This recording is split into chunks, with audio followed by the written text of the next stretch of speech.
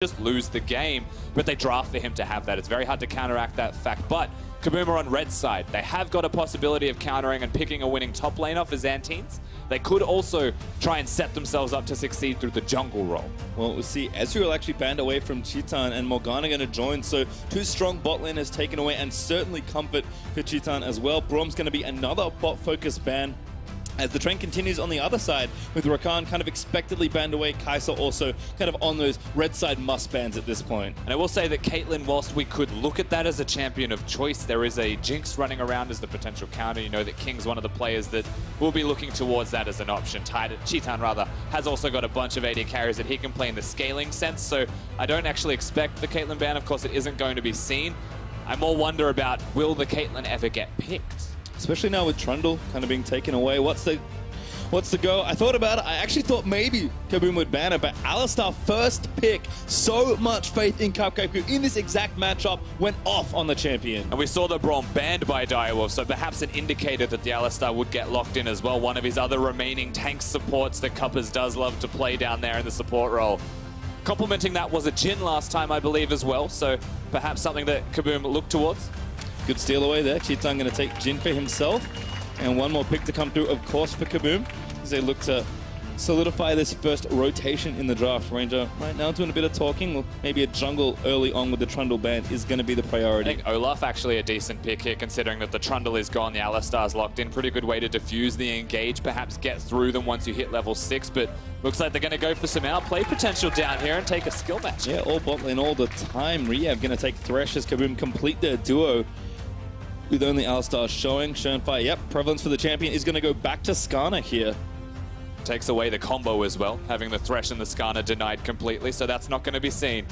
And now for Direwolves, they've got their jungler locked in, they've got their support. You would expect the AD carry, but options like the Karma always exist as a high priority if they wanted to go for it. Not today. Certainly comfort here for King, taking Varus here to pair with the Alistar. I think kind of a similar trend to what we saw last time these two teams played. More aggression in the bot lane for Direwolves, and I think KaBuM are thinking the same thing with Jhin plus Thresh. So the Caitlyn that we kind of saw get really heavily pressured in the early game, probably not going to be the same story here. Yeah, definitely not going to be as severe as the last time. And of course, there's that jungler we were talking about before. Yeah. Well, Olaf, a couple seconds of decision-making to mull over, but it is Olaf locked in as 6 matches. As far as roles go in that phase 1 of the draft, we'll kick down now to phase 2 and see what solo laners these teams do not want to play against. Again, KaBuM with that counter pick for their last pick, going to set this up nicely. Vlad, though, starting to see a lot more bans in this phase. Triple's definitely a Cassiopeia player as well, so may be considered. But of course, KaBuM being on the red side do have the first pick in the second pick phase, so they may try and actually go for a mid laner themselves, ban away some that they don't want to play against or get a good matchup, immediately pick your mid laner, deny something of the likes from Triple. Zoe also another one that he played exceptionally well, but it worked with the Jhin composition, so you may not see that this time. Interesting to see Fiora actually banned by the Direwolves, so maybe suspecting that Zantins is going to have a carry on the way in the top side. I wonder if Chippys has a very specific pick in mind that he doesn't, wants to run into not Fiora. Usually the Camille, so you could get a Gangplank with a Fiora happens. Perhaps, never mind. Oh, Gangplank's still up as well, forgot about that guy. And going to be Azir banned instead from Dynquedo.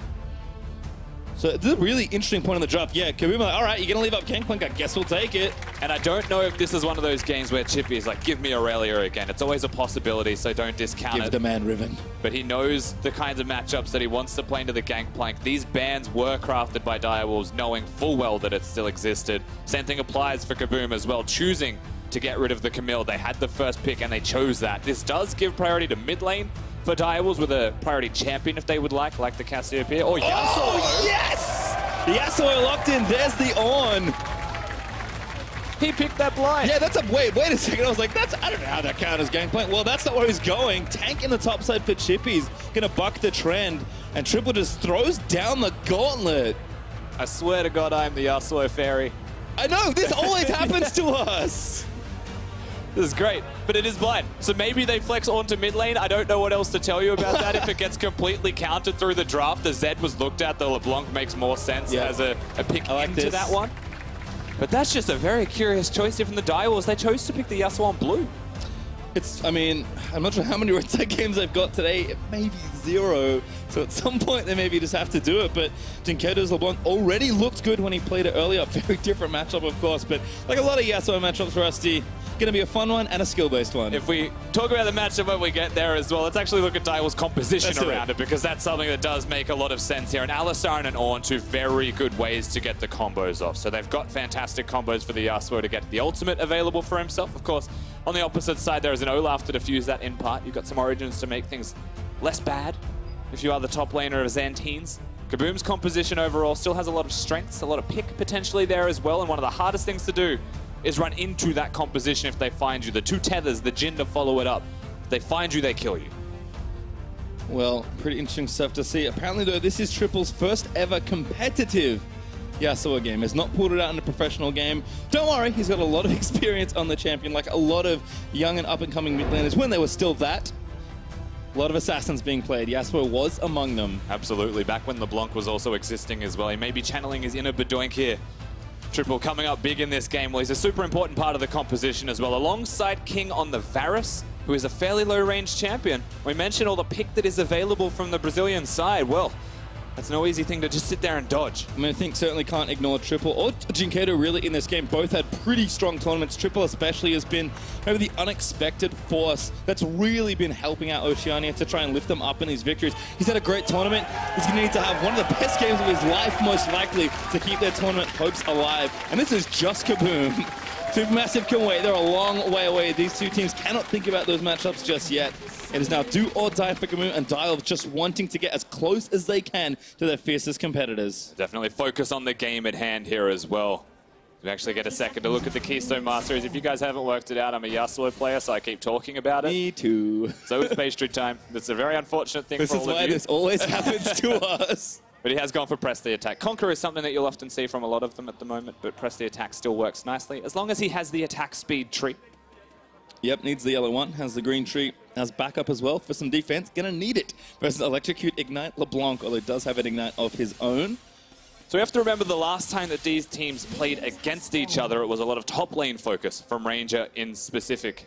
He was going towards top a lot, trying to help Zantins, but it was completely diffused. Shernfire was constantly invading, was playing a tempo jungler, got the tempo, and started to scale up against his opponents. You can see that here in the goal graph, the exact moment that it completely went awry for them. Yeah, and again, that was with some missteps, certainly from Daiwell's in the earlier stages of it all. So looks like Leash will start here as we do have a look at Shern's stats versus Ranger. He was going off on Graves in that game. Yeah, certainly was. He was everywhere. Got some 1v3 kills in the Dragon Pit as well. And you can see right now through those stats, the CS difference, the experience difference when they played against each other was obnoxiously large. That's a result of Shernfire's style and the fact that Ranger did take those early risks. With similar JP as well, which is probably the most impressive thing. Shern was still there for his team, despite how heavily he was able to outfarm his opponent. So both these junglers can have to reset, and obviously for either one of them have a better game. Ranger on the Olaf though. I mean, in general, the junglers can get very aggressive here. And looks like they've passed opposite sides as well, as Triple lost the race to level 2. Now going to hang out for a while. As you do in this mid lane, of course. You have to wait for that level 2 mark. Also wants to have the wind wall, or just defaults usually to losing some trades out. So level 3 tends to be when Yasuo gets a bit stronger. This gives a lot of time to Dynquedo in the mid lane to get some vision down, like you see, to have some control and alleviate some pressure, perhaps for his jungler if any early moves existed. But they didn't in this instance. Triple, though, does get a good amount of CS under the turret. Looks for the tornado, does land it. Again, has to just play so careful in the early levels of this matchup especially. In the meantime, though, Chippys and Zantins going one-on-one. Right now, Chippy's looking good in the early trades. Gangplank does not have Grasp, which does help him in a lot of tougher early situations. Kleptomancy instead. Yeah, wants to scale up and have more items as he goes later into the game. Of course, that does mean that Chippy should have complete control of the top lane, should have push of the top lane. So whilst Dynquedo had push in mid and was perhaps able to help his jungler if it came to it, it doesn't mean that top lane can do the same thing. And when junglers, if they meet each other, do, it's about who collapses first. And right now, it's a level lead for Shernfire. Shern again getting an early XP advantage, but again with mid priority not there for him. Does take the Scuttle Crab, despite a good ward from KaBuM spotting that out. Nice wind wall from Triple. Again, have to be pretty sparing with the cooldown, but right now. Beats him to level 4 thanks to Dynquedo moving out of the lane. And here at bot side, what a hook from Riyev. Chitan immediately following up with a flourish. One of the scariest combos in League of Legends was the Thresh and Jhin of old as well. If a flay hits, if a hook hits, the follow-up crowd control from Jhin is always going to be there. And then he hits the crits, then he does the damage. And you're just locked down for so long that he starts to get multiple rotations of auto attacks out. Of course, attacking at a set speed does make that difficult to navigate. That's why the duo is so dangerous and so deadly. Chippys again trading nicely. And some vision getting down. Triple starting to reverse the pressure on that wave to Shernfire. That's usually the go button to look for an invade or at least get some vision down. Right now, going to take the second Scuttle Crab. Good bit of gold. Going to pop the Sky's Bloom. Maybe even get a ward down. Does have one available. He's going to pop it down in the intersection here. He's going to reveal his position as well by getting this Crystal Skull. But he got 15 gold.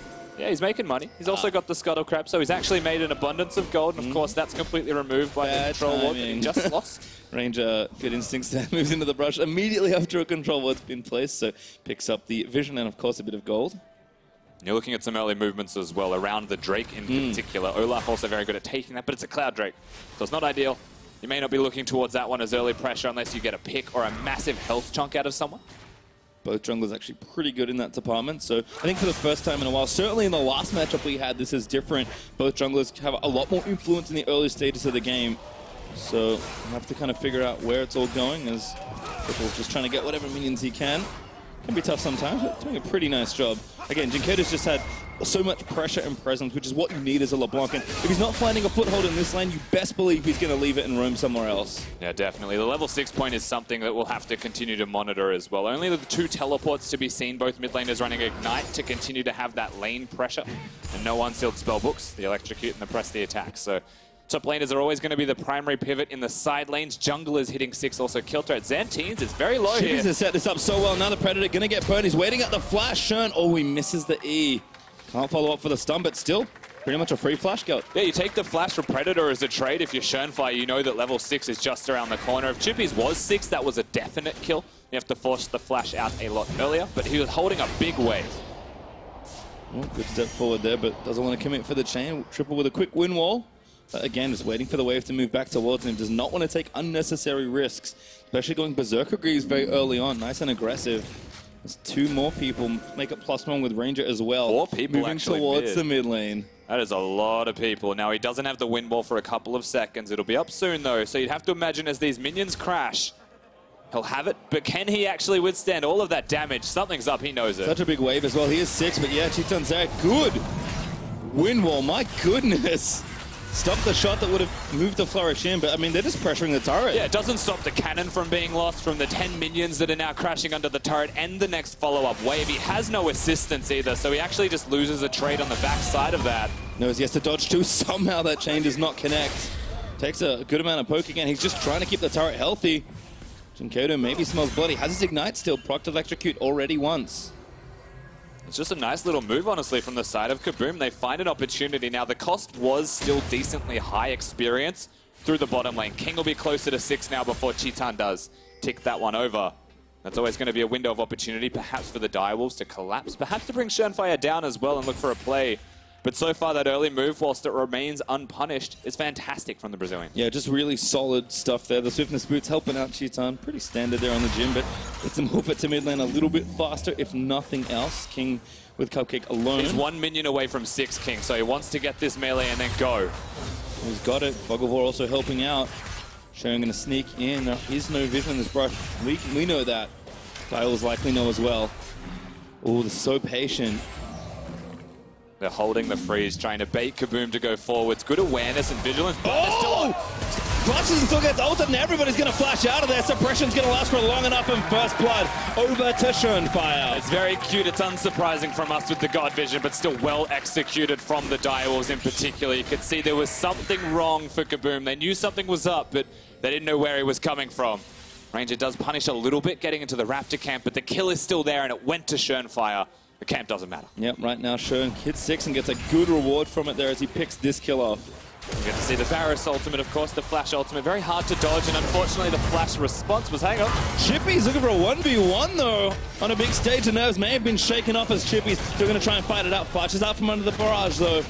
He has got the shield for the next Q if it came out from Zantins, which is why Chippy, you can see him stepping up, playing forwards. It was just off cooldown. There was a chance that kill was there if he had any more CDR. Well done from Zantins to navigate that one, stay alive. And of course, he has got sustain. Flash down, TP up for Chippys. See if he wants to use that for a bit of health, as Dynquedo does get the blue buff donated nicely over from Ranger. He's also building up a nice CS lead. The pressure that KaBuM so smartly put there in the mid lane, it's actually giving him a 15 CS lead right now as Triple goes back to base. It means a great deal bringing everybody there, and the amount of minions that you saw crash under that turret was a cannon, 8 odd range minions, and then another wave that he had to fight for CS in and lost half of his health. So great moves, honestly, from KaBuM. Still super impressed with that play that they just did on a dime. Yeah, you can see again KaBuM continuing to kind of get a foothold here in the bot lane. Looks like rapid fire cannon first will be the business for Chitan. It's King moving in towards that Rage Blade. Cupcake with the Moby Boots can get active, but not able to really leave the lane so much. Again, KaBuM's total kind of mid-bot side pressure has been really good so far. It is super hard to leave your AD carry against the Jhin and a Thresh. Those two, when you look at Riyev and Chitan, they'll just take you down immediately. They'll sprint at you, and there's no boots, however, from the Thresh on the opposite side. So well, he'll just be hovering around the bottom side of the map, staying in lane a little bit more. And that's where it's difficult to navigate as Cupcake. Of course, with those mobility boots, usually you just leave lane. You go everywhere. You work with your jungler, you come mid lane. They've got a Yasuo Alistar combo they want to make work. It's about can he? Yep, definitely trying to apply more pressure. Dynquedo goes in. Triple be patient. Back over the wall with the distortion there for LeBlanc. And Triple is not going any other magic resist. He has the resolve tree there, so we'll have a bit of extra survivability, but he's just rushing straight for those items and kind of maybe hoping LeBlanc doesn't have enough burst. Well, you know in this matchup, LeBlanc does have enough burst. It's about kill threat. Can you sustain in lane? Can you actually farm through, or will LeBlanc take you down? Chain lands. That's a good start here. Ignite's also there, but doesn't commit with Shern. Going back in for the counter pressure. Wants to push, reset the wave perhaps for the side of the Direwolves. They need Triple to go back to base, get his health back. Well, there's too much control on the map granted to the KaBuM roster. I like this from Shernfire, but he reveals himself. So then you look to Ranger and you're like, what does he actually take away? And he's just on his own side of the map. Look at the vision they've got in the river as well. It's defensive. Most of the neutral control belongs to the Direwolves. This buys them time to clear that out. Yeah, I think Shern kind of very sternly said that this is my side of the map. Again, trying to defend that pink.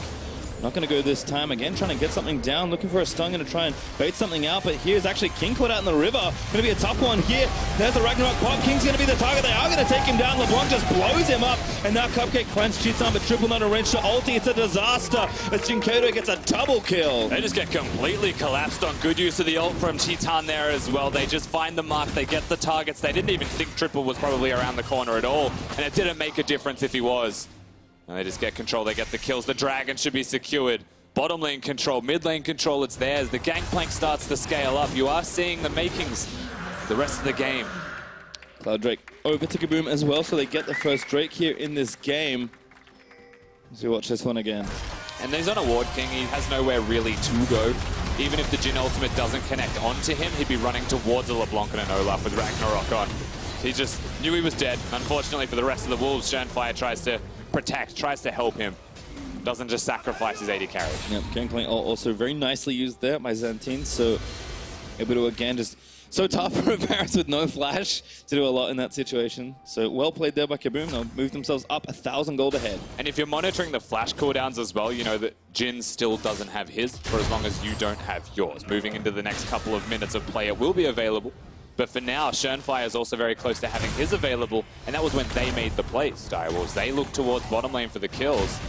That Skarner having the flash does wonders for getting the ultimate off. Yep, and then Triple though just getting really harassed here by the LeBlanc. It's not getting much better with Dynquedo having 1,000 gold lead in this matchup and getting those timing on the buys. Again, going to try and make it happen. Does get the last press. Shernfire going to come in. Forces a flash. Now the flash used very early by Dynquedo does not want to be a part of the Skarner walking forwards at all. Of course, that's not the real one. Nope. He's going to get the 25 gold though. Nice. Why not? You take those. Shernfire also going to use this pressure and Chippy's pushing to try and take the Rift Herald here. So kind of like this translation of play from Direwolves again, knowing that the bot side maybe have to play a little more carefully. We are at a point where there's some pretty big item spikes for top lane as well. So Zantins is currently in a position where he may well be stronger than Chippy's, especially in team fight contribution. From damage specifically, of course, the utility is still going to be there from Chippys. So moving into the next fights, Zantins is a threat. Yeah, he's now a legitimate threat you have to worry about. Certainly struggling in some of the trades and in in the farm for a little while. Still down a couple, and actually will be more as Chippys move to the lane. But Kleptomancy working overtime, and there's 2 assists from the ulti helping as well. Great. They're diving. Hooked over from Riyev. Yeah, Ranger pops the Predator. Yep, goes in. Cupcake says nope. Runs defense there. Doesn't pop the ulti either, so pretty safe stuff so far. I like the aggressive use of the Predator here from both respective junglers. Just threatening. The move speed scares people away, and they're just trying to defend the turret here, Direwolves, but a fresh wave crashes. And you can see, oh, they're going in. TP in, they're going to try and make a big play. Chippy's coming down. Cupcake with a good start to the play. Now Chippy's looking for the knockup, finds Riyev. Now Cupcake maybe looking to follow it up. King already burnt the ulti, but Riyev does not have many good places to run. Gonna blast going out and try and buy time. Triple looking over the wall, but now Shernfire. Yeah, he's just buying time for this point. Gonna maybe protect some pressure in mid. Another one! Blastcone goes over. Riyev still staying alive for a little bit longer, but slowly. Oh, God. And maybe not surely, he'll die. The base gate from Shern, they're going to give him exclusive access. We just keep him here for a little while. Where's he going to go? He's running towards Chippys. Have a little bit of a party in base. A lot of time wasted. He'll give goal over eventually. Still looking for an escape. Flashes over the wall. He may actually make this. Going to make him work for it. Shern's got the ulti. They're going to try and give it over to Triple. This could be where all goes a little bit wrong. And Triple, he will eventually get the gold. Forces the ultimate in the end. You get a summoner spell out of Riyev, so you actually take that as a victory. Now they start to press forwards again. The Direwolves looking to protect their blue buff. That's not going to be the case, and still that was so much time bought. Remember that the outer turret was taken. Yeah, they got mid. By KaBuM. They're able to secure that one against the Yasuo, who now has a worse time in mid lane, hasn't hit the item spikes. But more importantly, what happens in the bottom lane? Cupcake on Alistar, something you never wanted to see coming into this game. If you're a KaBuM fan, he gets that engage off brilliantly. He's certainly been very confident in his play on the champion, and that has been reflected here in the MSI play-in. And again, KaBuM still holding a pretty nice lead. It was been equalized a little. First turret gold also from mid lane, so 1,500 or so is the lead currently for KaBuM. But you can see that both teams are kind of building up to the next points of power. Rapid fire cannon, Luden's done for the bot laner and mid laner of KaBuM respectively, and the PD finally done for Triple, with the Gintu's also done for King. So I think, again, given how close the game is in gold, given that there's an Infernal Drake spawning in a minute 50, we will have a big moment brewing in a moment. What? Is that not the bush? That's unfortunate. That's actually really tragic. They think they're hidden. I can't believe that's not the bush. Can't believe that's not real butter. Brush physics are quite the thing. But unfortunately, Ward not quite there. A little too low in that brush, perhaps. And hopefully it doesn't result into something dire for the Direwolves. I see what you did there. I didn't intend it, but... Well, we'll kick on to the rest of the game. Again, Chippys, Iceborne done. Trinity Force plus the fist done on the top side. As looks like Rome's bot side. Shernfire's back down here, but it's a 3v3. KaBuM here early. King forced to flash away. Good Lantern out. Fast Bullet does not connect, and Triple also waiting for someone to walk too far forward. LeBlanc also coming down, though. KaBuM with a bit of a faster rotation, but no one gets killed. They see the opportunity. They do still push King away. His health bar blinking, of course, needs to be respectful now. Not a lot of life still on him. Just the fleet footwork. So that means control of the bottom lane is still belonging to KaBuM. They start to press forwards and break more turrets potentially. Top lane, another example of this starting to collapse and go down. Yeah, I think Chippy's TP, Gangplank can just kind of contribute with his ult. So Zantins has had a lot of free time there. And despite, again, getting traded on nicely, Chippys can't go on forever. It's one of those things where if you leave lane once, you lose your entire turret. That's just what a Gangplank will do to you, especially with the Trinity Force done. And whilst it's a duelist item, he's against resistances.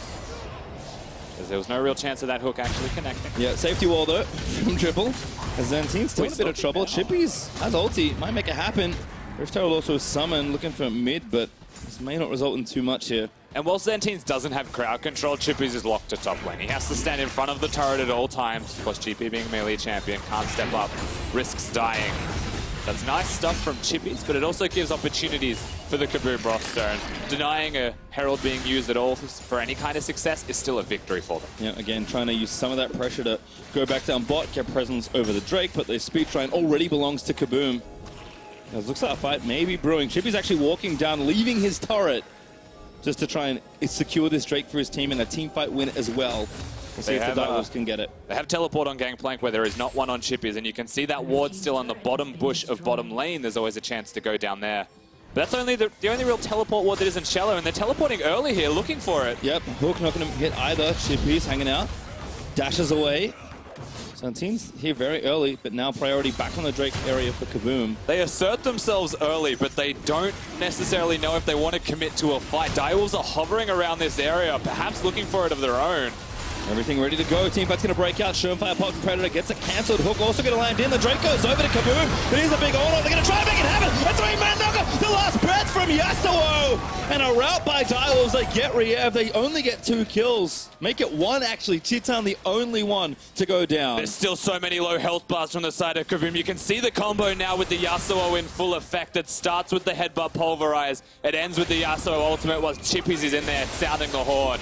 Now they get pressure. Now they get to push mid lane and bottom lane at the same time. That's just from the damage they dealt, not necessarily the objectives they've secured. Yep, didn't get the Infernal, so a trade here still for KaBuM, but will lose out in at least 1 turret. If Dials can get a second, it may be worth it, but it's only going to be 1. Again, it starts with the hook. The pick composition of KaBuM tries to execute, but everything was gone.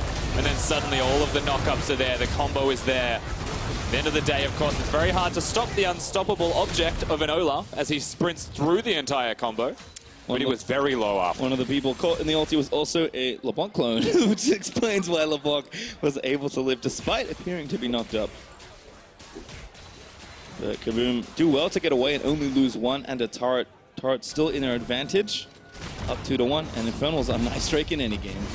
This isn't really a point in the game. Actually, Chippys needs to show some respect here. Yep, there we go. Does do so. Charges out of the way. This isn't a point in the game where scaling is a major thing for either of these teams. One team outright outscales the other. Of course, LeBlanc and Jhin, both good late game for very different purposes. They're oh my goodness. That's 20 minutes on the dot. They have started the Baron. It's on a vision as well. They've just seen everyone bottom. Yep. They said go. This is extremely bold. Maybe baits a fight here. Ranger does have his ult. They can just run in and try and take it. They're all going to be here in time. Yeah, and now Chippys knows he has to ult, but the hook actually doesn't run out quite in time, but no ult committed to Chitan in such good positioning. Shernfire, they need to protect their jungle, or the Baron is going to be forfeit, but a massive 4-man play from Riyev. Dynquedo takes down the Skarner. Ranger will fall, but what a play from KaBuM. So risky from Direwolves. KaBuM just collapsed. They get the kills. 3 now gone in front of the Baron buff. Riyev comes up clutch. Zantins does so much damage. And they may just secure the objective for themselves now. I mean, looks like Baron is going to go over. Shern is dead. There's nothing to contest for. Chippy's not even going to go there. Direwolves know they messed up and gave away the Baron. Yeah, that'll be free. Just the recalls from the rest of the Direwolves roster. Big mistake from them. It was a risky play, and it was on a ward. It was really close for Zantins. Instead, we'll watch how this one unfolds. I mean, they know they have to try and find a fight, so they do. But this is a lot of health gone. Firstly, Shernfire has no health. Secondly, watch the kegs from Zantins here, because he hits multiple members with this. All of them get chunked, and Riyev sees his moment. Flashes forwards, hits the play onto all of them. Wishing the Yasuo was on his team, frankly, with how good that was. And the best thing Direwolves could do from there is try their best to trade. Maybe get some extra health missing. But they'd already lost the fight from the point. Gangplank hit that keg. And you can see Zantins, despite maybe some rough trades in the early game, overperforms for damage on that front. And now Chippys is caught in a tough spot. Doesn't have a turret to run to, but has a Thresh locking him up for what feels like forever. Chippys does not have enough health to last through this, perhaps, and Ranger's going to make sure that is absolutely true. Chippys just going to hang out for a little while. Wanted to creep to try and take, but Dynquedo instead gets his 4th kill of the game. The slow death, but it is a death nonetheless, and that's now a 4v5 for the KaBuM roster to push forwards. If they're looking perhaps to take a turret down, they could group for mid, they could group for top, but they don't really have a lot of options. It's going to take them some time to actually press forwards and find the turrets that they want to take down with the Baron buff. So it's been really good defusal from Direwolves on the opposite side just to purchase time. But that's all they've purchased. Yep, they have to get it. And again, Direwolves will also have to tap into quite a lot of that newfound mental fortitude in this game. They had things kind of rolling for a while, but the game was close. And now this lead, even at 4,000, is a pretty solid one. It looks to extend very rapidly here for KaBuM. So Direwolves will have to mount some sort of comeback here. Yeah, Dynquedo's now 4-0-2 on the LeBlanc. So he can pretty much 1v1 anybody on Summoner's Rift. You just saw how much damage he dealt to Chippys in that last little engage on the bottom side as well. And this is an opportunity for KaBuM to enact a 1-3-1, to actually set themselves up around that and just completely rout the Direwolves, pressure them out, give them no options. Yep, Shern getting chunked. Again, Dynquedo, despite seeing at least 2 champions here with Shernfire and Chippys down. Triple was also down earlier. And Skarner's kind of tanky sometimes, but not that tanky right now. Yeah, not this how time. strong the 2-item 100% KP LeBlanc is. Only armor purchase from him so far. Shernfire, actually are. reasonably squishy if there's ever any magic damage touching him. Now, Triple cannot do this by himself. He does need the team to come here. As Cupcake, but might need more. 3 versus 3 actually as King rotates in. Might look for a play, but tough to do. Instead, they'll clear out the wave and see what the next move from KaBuM is. Just all 3 lanes at the same time. It was a 1-3-1. Now it is 2 people in the top lane. Olaf pivoting between. LeBlanc also the closest without teleport. Gangplank has finally set up in the correct lane assignments, but there's only 50 seconds left on this Baron buff. And it's a big power play. You'll take the gold influx from this, but it's not optimal in that you haven't broken the base. Triple can see a play, but he barely misses that tornado. Shernfire also here, he's going to commit for it, but actually maybe just to scare them away and get the Baron off the cannon creep. That turret is alive for a sliver longer, but Chiton's like, yeah, no, it's not. Yeah, absolutely not. Just take that one down, no problems at all. And we get the reset with this Baron buff gone. You'd expect the KaBuM will just go back after this last wave. If they get something, then that's great, but if they don't... Oh, Cupcake. Now it's time to purchase items. Dynquedo is really slick on this LeBlanc as well. Cupcake was looking for an angle, and LeBlanc just says, no thank you. As everyone from the dial still looking to try and scale up. KaBuM have built a good solid lead here of 6k, maybe more actually, as they re-siege with just a few seconds left on Baron to take another turret. They will be rewarded by the looks of things. Oh, great hook as well. Extension on the play. Shernfire's going to get blown to pieces perhaps by the LeBlanc as Cupcake tries to find Chiton, who flashes out of the way. The flash does get him to safety at the very least with the lantern from Riyev, but everything finally starts to fizzle. The turret in the mid lane still being pressured. They have not chosen to go back to base. They want to get as much gold as they can before that fact. They do not want to let a Yasuo scale. They do not want to let the Varus get to all of those item spikes when they have control of the map. They're pushing it now. And that's 7,000 gold ahead, a very strong lead here, and make it Drake number 3. Second Cloud going to join in as they look to reset and shop from a mountain of gold to go and spend. Yeah, it's an absurd amount of money that they're about to get out of their pockets and into some big items. The Gangplank already at a BF sword on top of the 2 finished items that he has compared to Chippys of just the 2. From this point, the Gangplank had the Kleptomancy, starts to scale up, starts to get those big team fights potentially available, and he's a major part of their team fighting. Jhin and LeBlanc, they hit single targets for a bunch of damage, but the Gangplank can hit multiple. Yeah, we saw that in the Baron team fight that got them this lead. Dynquedo rooms up to protect his turret. Dial still only with 1 turret versus the 5 from KaBuM, so they're going to make some plays. They'll need to buckle down farm and just wait for a moment, because there is really nothing, no space at all to do anything on the map. The Brazilians have done such a great job snowballing this game. Yeah, with the mid lane outer turret still standing, KaBuM have a very safe space to be at in the middle of the map. Direwolves do not. They have to place vision. You can see it in the middle of the lane just to feel a little bit more safe. They still want picks. They need to still show some respect here, KaBuM. The combo is quite damaging if it is ever to connect. But now they are so far behind in gold, they're behind in control of the map that it doesn't feel like they can just hit it, but they are looking. There's 9 flashes up, one of them missing is Chiton, but a lantern from Riyev saves him. Might be enough space to try and take the turret down, but this is risky. Hook on a Cupcake, Dynquedo going to dive back in. They really want the turret, but they're not going to grab it. Zantins with an ulti, and now they're just going to maybe pick up Cupcake, the ulti, about to run out, the bullets are there, and Dynquedo gets yet another kill. Way too far forwards from the Direwolves. They overreach, they look for an opportunity, maybe they get the pick, but once the walkaway was there, the lantern was available, call it a day. You're not even going to get the turret in that instance, and now KaBuM, they get one of their own. They push forwards. The opportunity for Direwolves to defend is fleeting without Cupcake available. Not a lot else that they have left. Only inhibitor turrets to defend now, as well, plus the Nexus turrets to defend now as well. Good, decent knockup, but those are not the targets you're looking for. Yasuo does clear waves quickly when the tornado's there as well, hitting the back line with all the crit that he's got. The wind wall also helps a lot against both of the LeBlanc, the Thresh, and the Jhin even, actually, in stopping their damage in siege scenarios. You're looking at 35 seconds, the Baron up and available as the place that the Brazilian side try and win the game. Yep, one more Baron's probably all it's going to take unless they get a big pick. King forced to burn the heal as Dynquedo dashes over and triple. He wants it, he's got to make a play. Looks at the tornado, doesn't land it. And there's no one there to follow up with him. You have to respect that he's continuing to look and that he's being reserved enough to not just go straight forwards, just try and hit the tornado perhaps. And that could be your go button. But because they continue to not find the mark, it does not find purchase, they continue to keep KaBuM in the lead. They continue to lose more and more control. Yeah, and now they're almost 10,000 gold behind. Cannot afford to lose this next Baron. Can't really afford to lose much more in the map. KaBuM again is doing so nicely, and I have to go back to the mid lane Dynquedo, I mean, he had a decent lane, of course, but the team fight phase, the roaming, the pressure he applied. There's a reason he's 100% KP with the most kills in the game. His movement around the map has been superb. His mastery of the new LeBlanc, the new old LeBlanc for what it's worth as well, is still very evident that Jhin has summoned the curtain call. Time for KaBuM to get in there, but there's a good ult. They're looking for Cheetan in the back, but he popped the Q assess to try and peel them off. They do get the kill!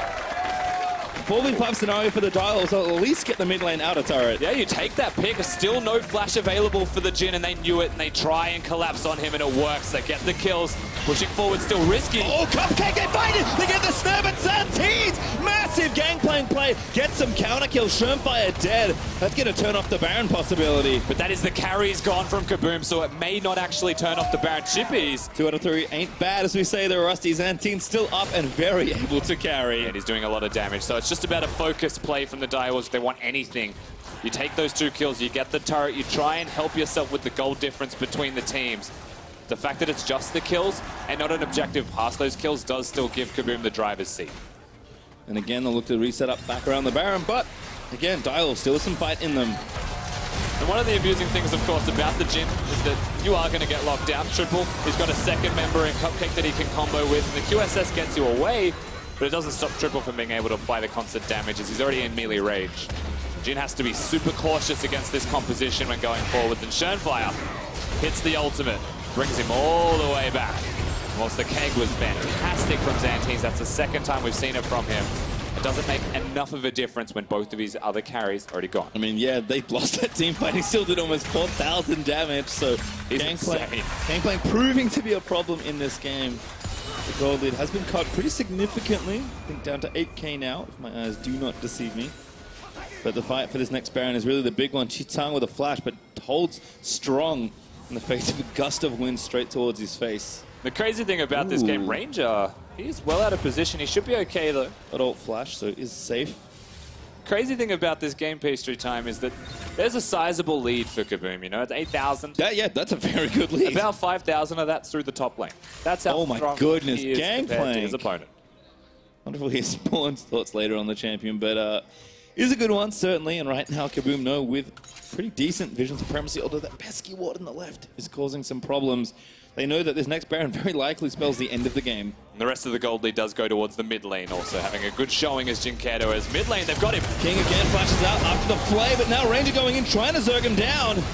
Cupcake, oh, that's a triple actually goes straight in for it, trying to set up for Chippys, gets a decent knockup, but they don't quite get enough kills. Triple ignited, he's going to fall down to the LeBlanc. The follow-up stun after the trap, I believe, as Zantins picks up the kill onto Shernfire. Cupcake slowed by the last bullet from Jin's gun, and he's just going to have to try and save his teammates because he rooted down and killed. Zantins going off on Gangplank. And vision's still there for KaBuM. They could go to the Baron if they please take it for free, but why do that when you've already got 3 dead? It's just King and Chippys trying to defend the base.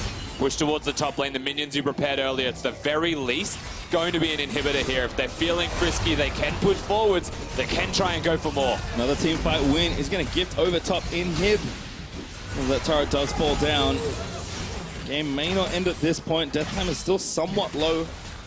Closing in on the 32-minute mark, but Baron is again once up for grabs, and Dials will be there to defend it, but they won't be there with vision. Yeah, they're not going to have a chance really to walk forward. You'd have to expect that it'll be done too quickly if Zantins is in the area attacking the Baron buff, but we'll see how long it takes for them. And it is completely blind, like you mentioned. They are walking through a littering of red dots to get to the pit. Chippys almost has but Shernfire is booking it there with the Skarner. He's going to make it in time for the pit. Doesn't have flash, so just have to kind of get in there, get stunned. Beautiful play there from KaBuM, and they will secure themselves the Baron. Chippys ult is a little late. Now, Shernfire didn't actually have the flash. May have flashed the hook to go forwards into the pit if he was looking to secure that one.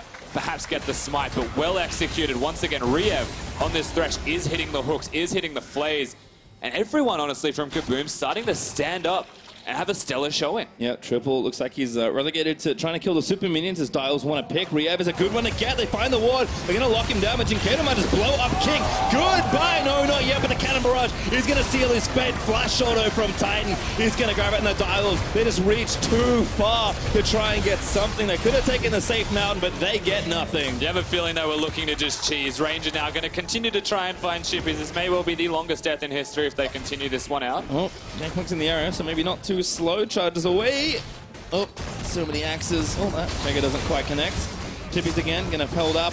Cannot last long versus that Gangplank Ranger, actually gonna get credit for the kill. You've got 20 seconds now, Shernfire, King and Cupcake. They start to push forwards. Triple wasn't there the entire time. He was actually pushing on the opposite side of the map. I feel like Direwolves, maybe they were just, we'll find Dynquedo going to blue buff. That was the only thought that they really had to themselves. They found Riyev along the way and they didn't see the LeBlanc. So suddenly that trade was super poor. As they step up forward, may even try and end the game here. Yeah, 2 inhibs left. They got banned for 2 minutes here, and it's just Triple right now hanging out on the defense. Teammates are coming in. Better make this team put a good one, boys. It's going to be the last-ditch effort for them, or the game will just be over. Desperation once again will continue. They bought themselves some time, but the third inhibitor is about to crumble as well if they don't get up to defend this one. And who do you even kill? There are 3 solid carries on the KaBuM side right now. Got to find a real good team fight combo. They're trying for an all game, they haven't found it yet. They'll get Zantins in the knockup, but they know that he can get out. Shernfire just gets chunked by the LeBlanc. Winwall's going to try and buy some time. Cheetan does burn the QSS, but they're going to cover fire here with the Jhin ult. Ragnarok again in the back. King just gets slapped out immediately. Triple in the backside, trying to make it happen onto Cheetan. He wants to make a few more plays. Cupcake with a good pulverize, but Ranger takes down Shern. Oh, the dials are just getting slaughtered. KaBuM played so well this game. They'll take down Cupcake. They'll leave Chippys as the only man left alive. In fact, they're not even going to do that. They'll get him down. They'll grab the 8, and that's game. KaBuM. Clean from KaBuM. They get the last team fight. If the gold was even, perhaps Direwolves had that one, but not to be. The Brazilian side too strong. They rout Direwolves in this next game here. The second encounter was much better for them than the last, and they will keep themselves alive here at MSI Play-In.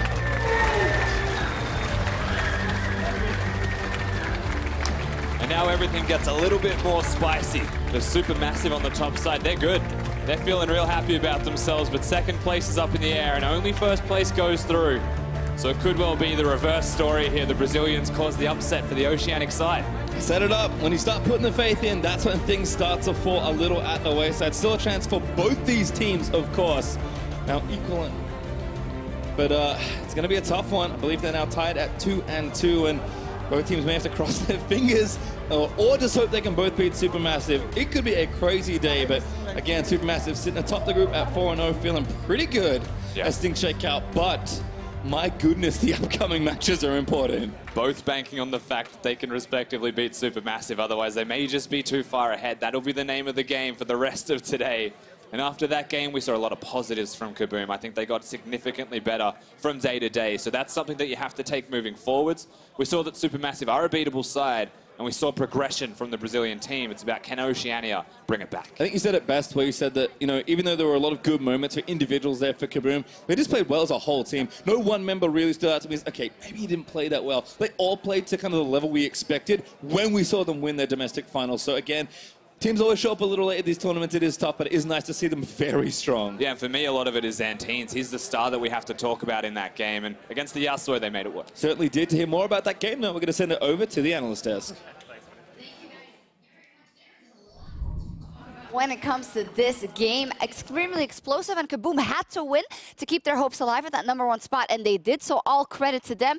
But I have a bit of a bone to pick with the Direwolves. Let's take a look at the pick and ban. We talked so much about the fact that they came into this tournament poised, not too overzealous, from strength to strength, not too overconfident, and then they come out with a draft which is quite risky as their first game. Now, you could always say that could swing towards the side of, hey, they dared to pick it, but I think it leans a bit towards overconfidence. A blind pick Yasuo is, what do you guys think? I think the composition makes sense because you have ways to set up the Yasuo combo. But the fact that they blind picked the Yasuo and they were still like something like the LeBlanc that got played into it, it just feels like a risk that you didn't have to take, right? The Azir ban can instead be a GP, and then you can go ahead and pick an Azir yourself. That's more if it's at risk. less up, Did they stuff have like that. to take that risk? It's always a question of, that's a fair question, but I think that because of the composition was pretty succinct, I think that it works. The major focus is bottom lane to me. The fact that their bottom lane was doing pretty, or at least it should have done pretty well, Varus and Alistar could have been pushing up, then it allows Alistar to move in. So they could have been the ones to set up for the fight. And because they had that access, I think I'm okay with the draft because it allows them to set up for their competition. Are you okay with the draft order? Are you okay with like the Yasuo being picked blind? Because I think this makes more sense as like a red pick. Is what irks me a bit. I think because Yasuo has more flexibility now, because you can go Conqueror, means that you can go blind in that sense. Okay. Because if there was a lot more tanks before in the past when Conqueror didn't exist, then I'd be like, okay, well, it is a massive risk because you can just get straight armor into it. Because now he had the option to go Conqueror, he didn't go it because there was actually just full squishies on that end. He was like, all right, I'll go towards, press the attack, I'll find myself in the side lane. It's just the strategy was there. The ultimate problem was that they fell through in those team fights that they had set up. You didn't hate it, but it was in the game. And I'm actually going to come back to the point of the overconfidence a bit later because I think we saw more signs of that. But I do want to give credit to KaBuM and the composition that they had. And let's take a look at the Dynquedo double kill at the Dragon, which is obviously what you don't want if there is a LeBlanc in the game. Yeah, I think a lot of this comes down to the GP ultimate slowed the collapse, allowed for KaBuM to collapse harder. And that's what I think made the difference in this fight. And then both kills going over to LeBlanc, that's the doomsday. Yeah. If they had pushed up the adjacent lanes a little bit more, if they were going for the Cloud Dragon, that's fair if you can do that. But you're talking about the GP pick. The GP ulti was fantastic to allow them to just flank in. If that's the case. You already saw what the Yasuo did there. He's like, all right, I'm piecing out of this fight. I don't want any part of it. So LeBlanc gets 2 kills. KaBuM gets an advantage. We see it here, plus 1.9k at 15. In the CB low, when KaBuM has a lead, any lead at 15 minutes, it can be 1 gold. They 100% of the time win the game. Yeah. So it was going to be an uphill battle for the Direwolves from then, although it didn't look as hopeless to them. Direwolves are still in that game. Yeah, and then they lost their minds at Baron. I was like, in a bit. Yeah, I don't know how often KaBuM has people try to do that. And I guess that's kind of the wrench you want to throw in, but that was the moment where I really went, Direwolves is KaBuM. Well, before that, though, they also still got a Dragon and they were still in the game. I do want to take a look at that Drake fight for the Direwolves, as not all was lost, right? This is where they set up a wonderful team fight, even though KaBuM gets a Dragon. Yeah, excellent setup here. Alistar headbutt combo into the Ornn ulti. A lot of that allows for, obviously, the Yasuo to come in. This is what their composition is made for. Obviously, they lose the Infernal Dragon because of it, but this is kind of tracking back what they wanted to do initially. So, like, sure, they get the team fight a little bit too late, but you can finally see what they wanted to do with the comp. And Zyrene, this is your cue. KaBuM, they catch Direwolves out at Baron, brought to you by Acer Predator. This is where the Direwolves lose their mind. Why? Why did they do this? Like, they don't even clear vision, because you could clear vision, stand on that pink ward, bait them to face check you, and that's just better because the Jhin wouldn't even be in range. Now they get to approach, they get to sit around here, wait for Jhin to catch up, then they get to pick the fight, and Zantins has the setup for a fantastic 5. Now, I want to drink with Zantins because he brings the keg for everyone.